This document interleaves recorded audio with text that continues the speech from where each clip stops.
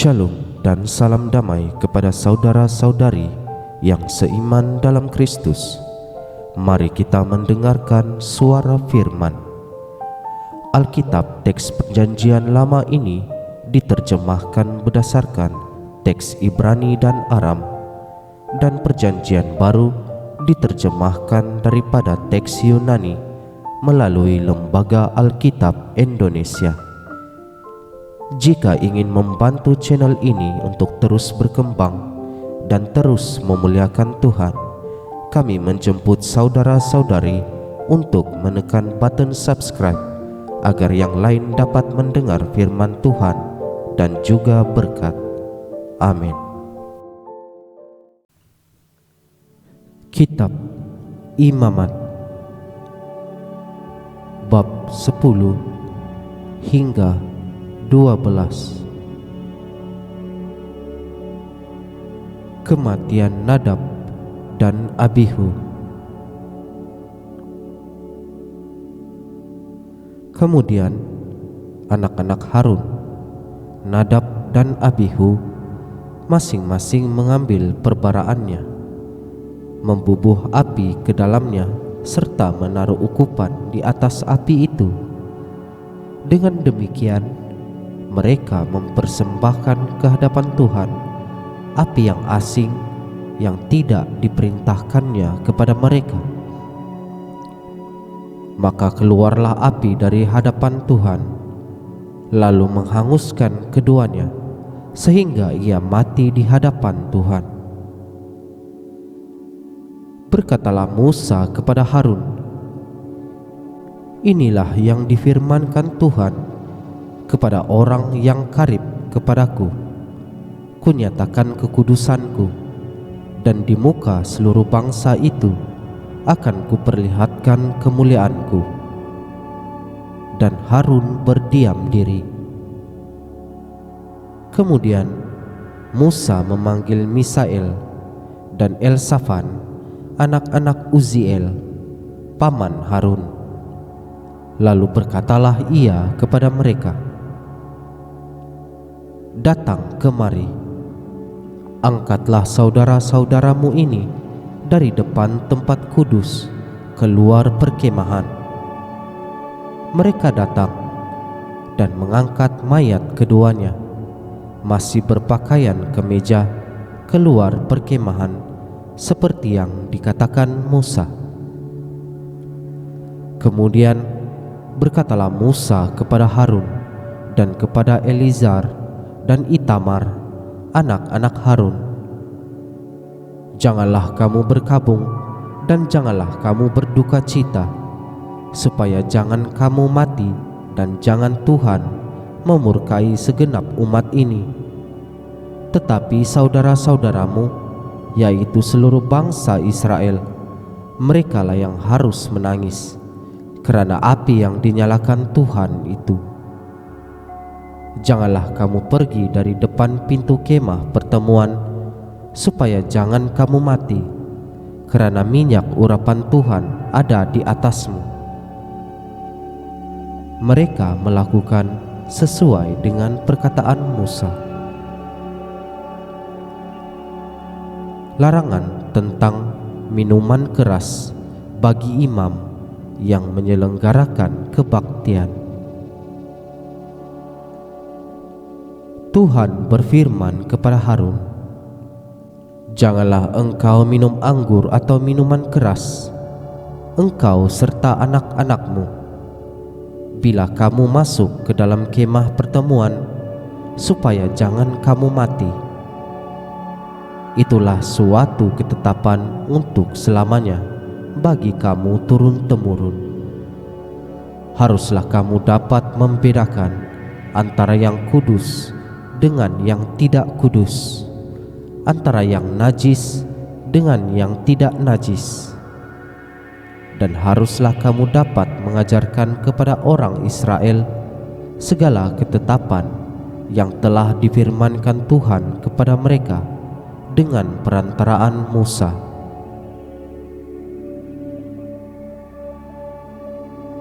Bagian imam dari korban.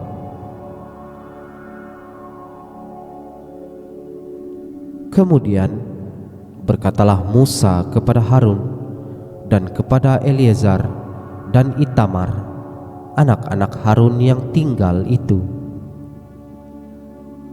ambillah korban sajian yang tinggal dari segala korban api-apian Tuhan, dan makanlah itu sebagai roti yang tidak beragi di samping mezbah, kerana itulah bagian maha kudus. Haruslah kamu memakannya di suatu tempat yang kudus, kerana itulah ketetapan bagimu dan anak-anakmu dari segala korban api-apian Tuhan. Sebab demikianlah diperintahkan kepadaku. Dada persembahan unjukan dan paha persembahan khusus itu haruslah kamu makan di suatu tempat yang tahir. Engkau ini serta anak-anakmu laki-laki dan perempuan, kerana semuanya diberikan sebagai ketetapan bagimu dan anak-anakmu dari segala korban keselamatan orang Israel. Paha persembahan khusus dan dada persembahan unjukan itu haruslah dibawa mereka ke tempat segala korban api-apian yang dari lemak itu, supaya dipersembahkan sebagai persembahan unjukan di hadapan Tuhan. Itulah suatu ketetapan untuk selamanya bagimu, serta bagi anak-anakmu, seperti yang diperintahkan Tuhan. Kemudian Musa mencari dengan teliti kambing jantan, korban penghapus dosa itu, tetapi ternyata kambing itu sudah habis dibakar. Sebab itu dimarahinyalah Eleazar dan Itamar, anak-anak Harun yang tinggal itu, katanya, "Mengapa tidak kamu makan korban penghapus dosa itu di tempat yang kudus?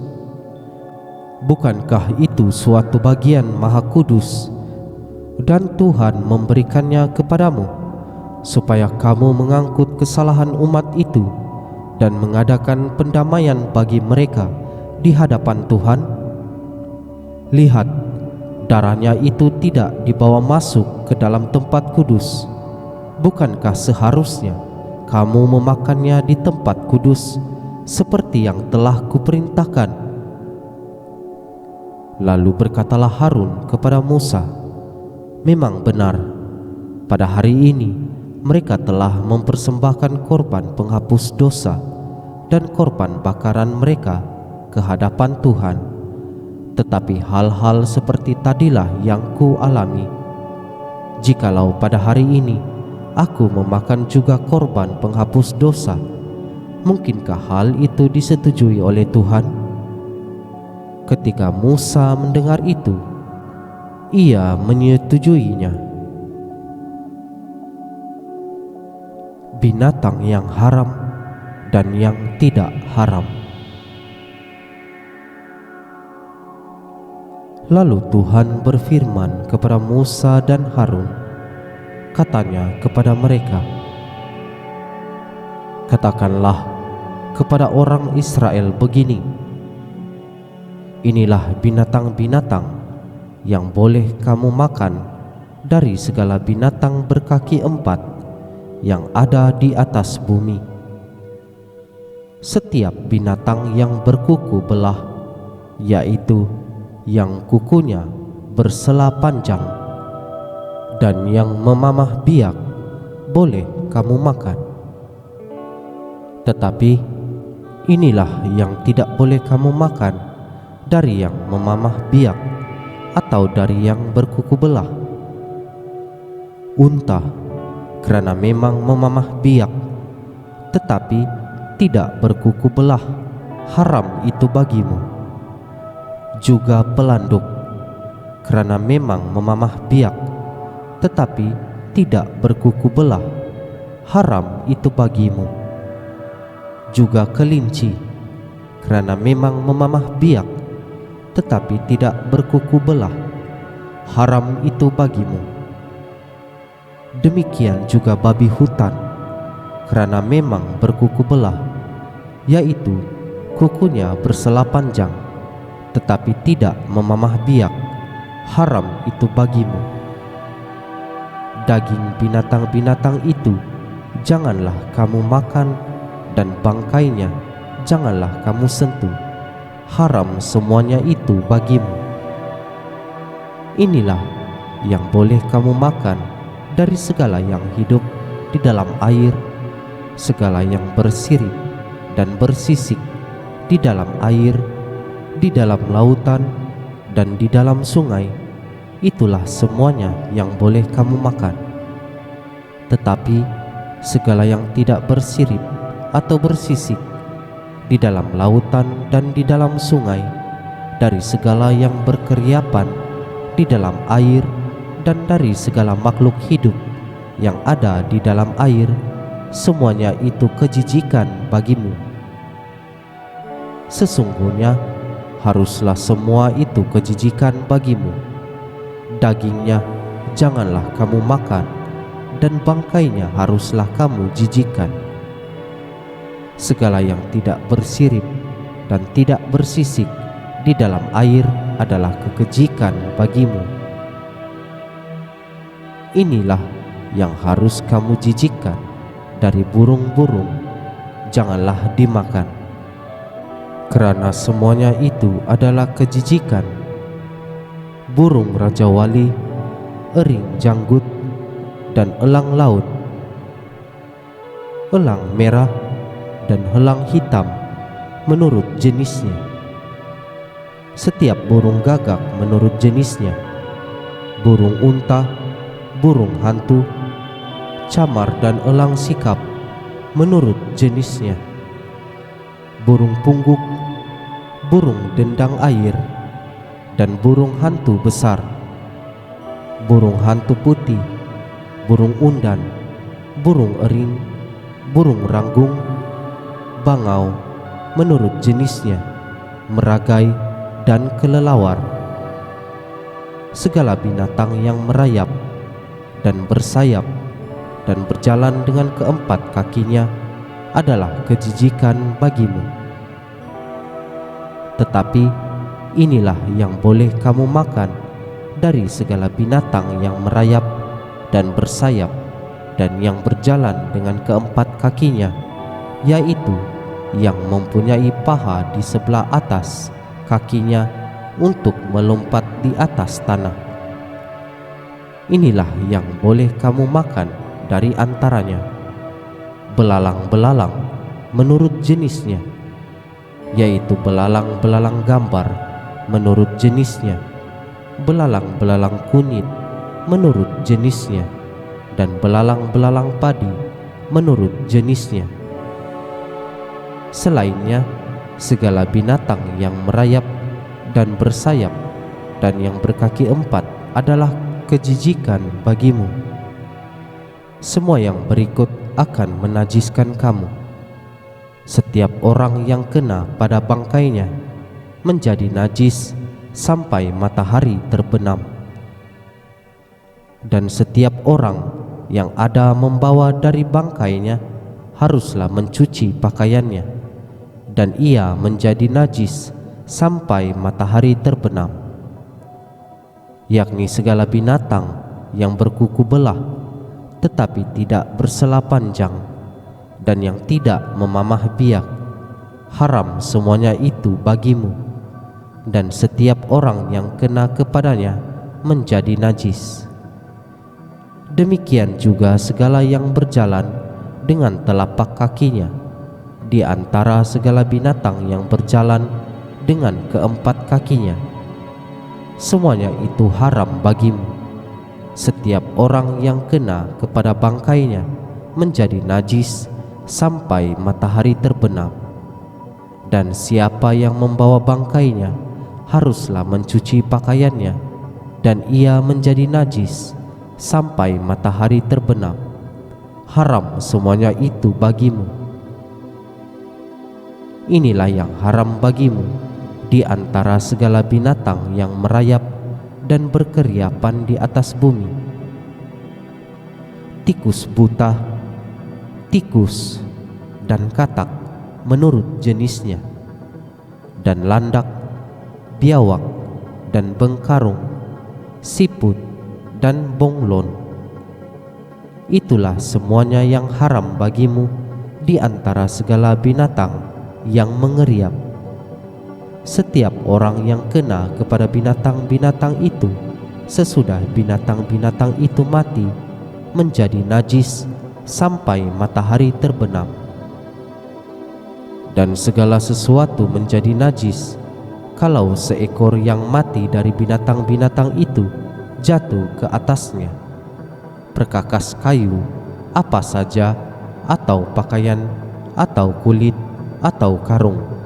Setiap barang yang dipergunakan untuk sesuatu apapun haruslah dimasukkan ke dalam air dan menjadi najis sampai matahari terbenam, kemudian menjadi tahir pula.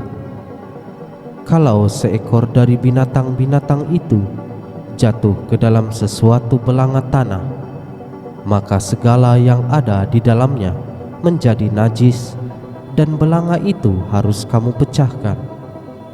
Dalam hal itu, segala makanan yang boleh dimakan, kalau kena air dari belanga itu, menjadi najis, dan segala minuman yang boleh diminum dalam belanga seperti itu menjadi najis. Kalau bangkai seekor dari binatang-binatang itu jatuh ke atas sesuatu benda, itu menjadi najis. Pembakaran roti dan anglo haruslah diremukkan, karena semuanya itu najis dan haruslah najis juga bagimu. Tetapi mata air atau sumur yang memuat air tetap tahir, sedangkan siapa yang kena kepada bangkai binatang-binatang itu menjadi najis. Apabila bangkai seekor dari binatang-binatang itu jatuh ke atas benih apapun yang akan ditaburkan, maka benih itu tetap tahir. Tetapi apabila benih itu telah dibubuhi air, lalu ke atasnya jatuh bangkai seekor dari binatang-binatang itu, maka najislah benih itu bagimu.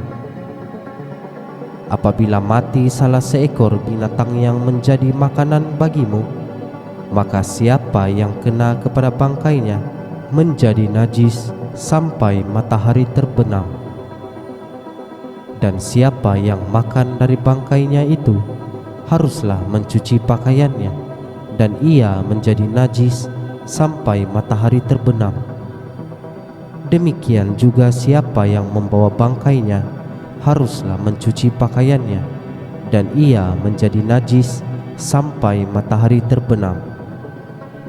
Segala binatang yang merayap dan berkeriapan di atas bumi adalah kejijikan, janganlah dimakan. Segala yang merayap dengan perutnya dan segala yang berjalan dengan keempat kakinya, atau segala yang berkaki banyak, semuanya termasuk binatang yang merayap dan berkeriapan di atas bumi, janganlah kamu makan, karena semuanya itu adalah kejijikan. Janganlah kamu membuat dirimu jijik oleh setiap binatang yang merayap dan berkeriapan, dan janganlah kamu menajiskan dirimu dengan semuanya itu, sehingga kamu menjadi najis karenanya. Sebab akulah Tuhan Allahmu, maka haruslah kamu menguduskan dirimu, dan haruslah kamu kudus, sebab aku ini kudus. Dan janganlah kamu menajiskan dirimu dengan setiap binatang yang mengeriap dan merayap di atas bumi, sebab akulah Tuhan yang telah menuntun kamu keluar dari tanah Mesir supaya menjadi Allahmu. Jadilah kudus, sebab aku ini kudus. Itulah hukum tentang binatang berkaki empat, burung-burung, dan segala makhluk hidup yang bergerak di dalam air, dan segala makhluk yang mengeriap di atas bumi, yakni untuk membedakan antara yang najis dengan yang tahir, antara binatang yang boleh dimakan dengan binatang yang tidak boleh dimakan. Pentahiran sesudah melahirkan anak. Tuhan berfirman kepada Musa demikian, "Katakanlah kepada orang Israel, apabila seorang perempuan bersalin dan melahirkan anak laki-laki, maka najislah ia selama 7 hari, sama seperti pada hari-hari ia bercemar kain, ia najis. Dan pada hari yang ke-8 haruslah dikerat daging kulit katan anak itu. Selanjutnya 33 hari lamanya perempuan itu harus tinggal menantikan pentahiran dari darah nifas. Tidak boleh ia kena kepada sesuatu apapun yang kudus, dan tidak boleh ia masuk ke tempat kudus sampai sudah genap hari-hari pentahirannya. Tetapi jikalau ia melahirkan anak perempuan, maka najislah ia selama 2 minggu, sama seperti pada waktu ia bercemar kain. Selanjutnya 66 hari lamanya ia harus tinggal menantikan pentahiran dari darah nifas. Bila sudah genap hari-hari pentahirannya, maka untuk anak laki-laki atau anak perempuan haruslah dibawanya seekor domba berumur 1 tahun sebagai korban bakaran, dan seekor anak burung merpati atau burung tekukur sebagai korban penghapus dosa ke pintu kemah pertemuan, dengan menyerahkannya kepada imam. Imam itu harus mempersembahkannya ke hadapan Tuhan dan mengadakan pendamaian bagi perempuan itu. Demikianlah perempuan itu tahir dari leleran darahnya. Itulah hukum tentang perempuan yang melahirkan anak laki-laki atau perempuan. Tetapi jikalau ia tidak mampu untuk menyediakan seekor kambing atau domba, maka haruslah ia mengambil 2 ekor burung tekukur atau 2 ekor anak burung merpati, yang seekor sebagai korban bakaran dan yang seekor lagi sebagai korban penghapus dosa. Dan imam itu harus mengadakan pendamaian bagi perempuan itu, maka tahirlah ia." Demikianlah sabda Tuhan.